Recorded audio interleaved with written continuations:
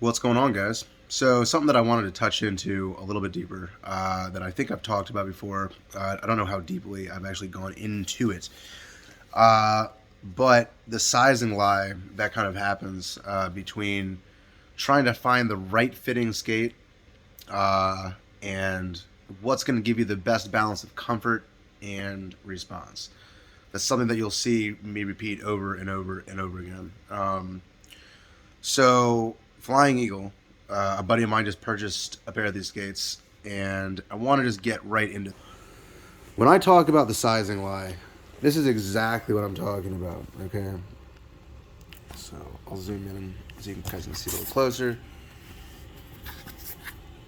All right. So if you look right down there into that gap, you'll see that the toe of the boot, or the liner, so to speak, doesn't quite make contact. Okay, so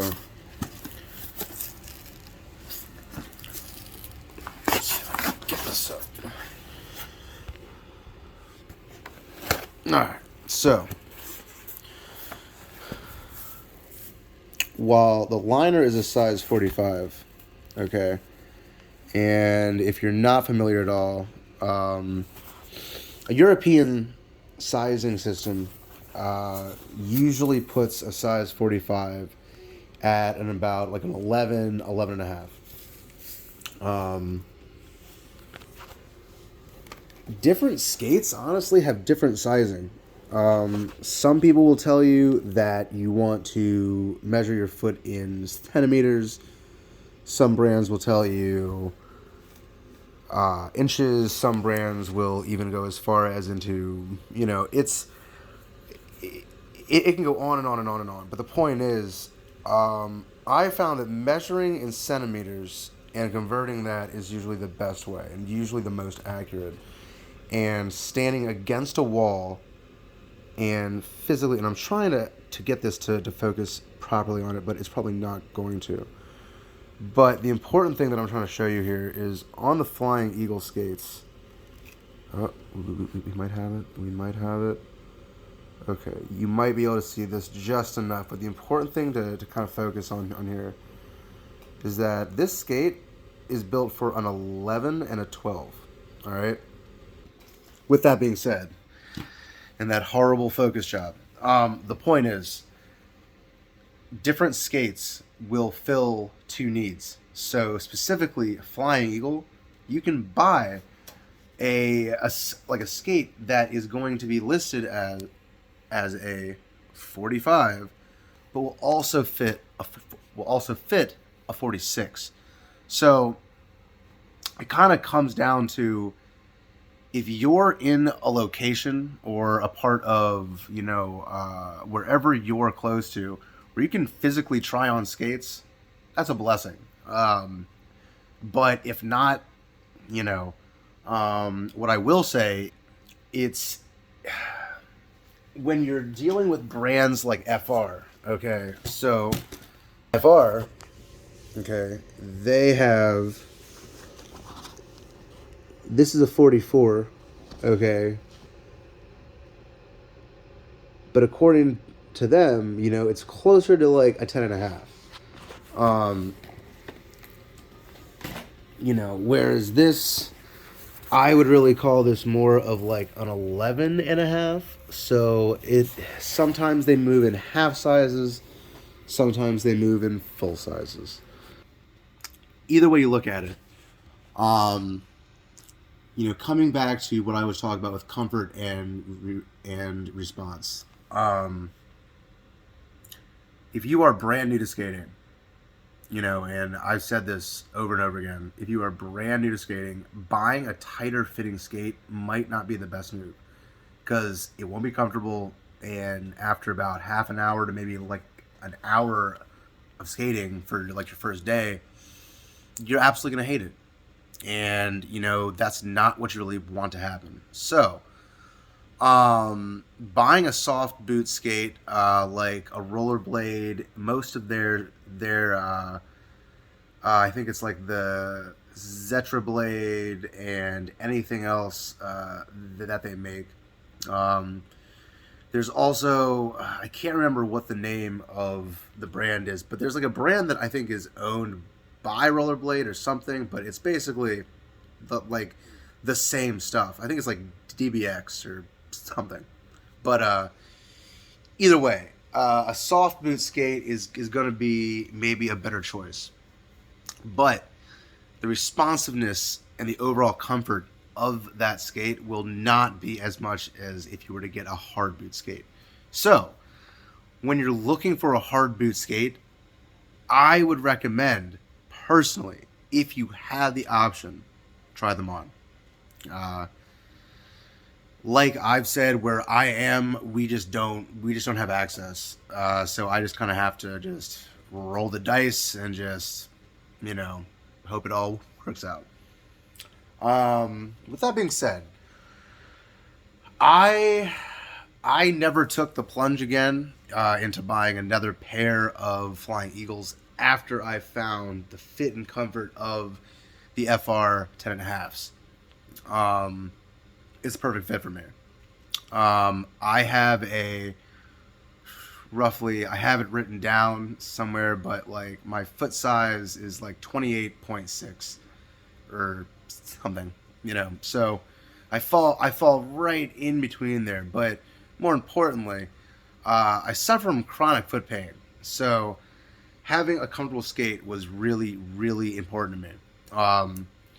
So the boots, we can even look real quick. I'll show you guys. I don't know which one will be easier to pull out. Let's try it. The thing that you can see is the wax on the FR boots here. So just real quick, you can kind of get a comparison. Kind of see the difference here.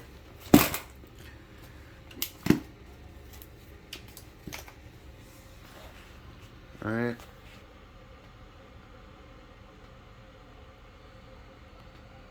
So pretty comparable right down the line. There's not as much give in this boot, but you can actually take that off and slap it over this. I would imagine wouldn't be a huge deal, but pretty comparable boot. But like again, it's a little taller, it's a little larger, it's got a lot more cushion in it. And I go on and on and on because I think personally that the regular boot from FR is incredibly comfortable. So that's just me. And I also know that you can upgrade these heel plates.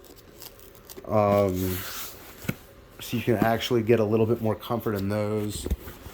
But all in all, it's, there's just these little, there's like small aspects. And I will say the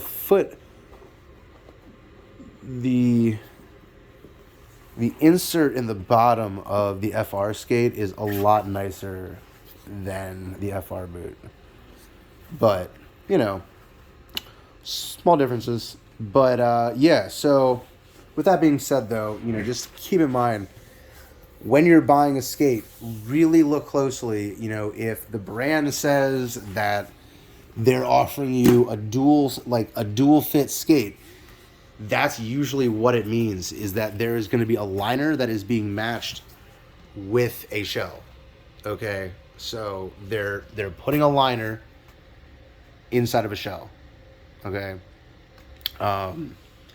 You'll either hear this referred to as a boot, a shell, and this is usually always a liner, sometimes a sock, but for the most part. So, I kind of hope that this gives you a better idea of what to expect, especially if you're looking at either the Endless, this is the Endless FR1. By the way, I don't know if I said that or not, but, and again, I think I mentioned this, but the white buildup in here, a lot of that is wax from the laces. The laces that come with these come pre-waxed, which helps kind of give it more of a bite when you're tighten him up. So yeah, so and this is also just the standard Fr1, the Fr1 boot. Shell.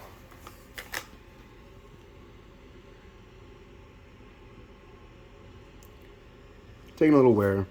And I can't tell you guys enough, you know, if you haven't had a chance, but the endless frames from Endless Blading are incredible. I have a pair of the 90s, and I also have a pair of the 100s. The 100s are an absolute joy to ride on. And you can roll forever on these guys. But yeah, so little differences there too. But again, I've done those. You can go back and watch all those. But definitely just wanted to really dive closely in now that I've had a chance to actually try to explain that to someone without having it there to show them. But yeah, so there will be a gap. There is a negative space. That's the bottom line there. So when you're really, sorry about that. So when you're really going to buy a pair of skates, just make sure that you're paying close attention to, you know, what they say about a dual fit skate, or anything else of that nature. And yeah, you know, and I hope this can help you guys get out there and get skating. And you guys can take the next step. And I think the next review that you guys see me do will be of one of my favorite skaters, Nick Lo. I recently picked up a pair of his, I got one of my girlfriend's paintings here. It is UV reactive and glow in the dark. It's pretty cool. But yeah, so I picked up a pair of the Lomax Pro Aeon 60s. So I'm really happy. I'm really stoked to try something new here in the skating realm. So hopefully the next review that you see me in isn't me in a cast, you know, and I'll be doing all right. But until next time, please comment if you haven't already. Subscribe. Toss me a like or two. Go back and watch some more of my content. And yeah, please, you know, always comment and ask me more questions, because I mean we have to build a community. You know, the rollerblading community shouldn't, you know, extend from one age group to the next. You know, it should be something that definitely flows around. And you know, I'm always amazed to get out there and see, you know, that there's people skating in places that I would have never imagined. And I think that has more to do with me needing to kind of open my mind a bit more, and less to do with people not skating. You know, because obviously people are skating, and I hope to see as many people skating in the years to come here. And but yeah, please, you know, help me generate more content. And I know that sounds kind of silly to ask, but you know, if you have questions and you don't necessarily have the time, ask me a question. You know, so thank you guys for watching. If you have made it this far into the 14-minute mark, and you guys are awesome. And I just want you to know that whatever you're doing is awesome. And keep on waking up every day and keep crushing it, and do as much as you possibly can. And thank you guys for watching, tuning in, and I'll see you next time.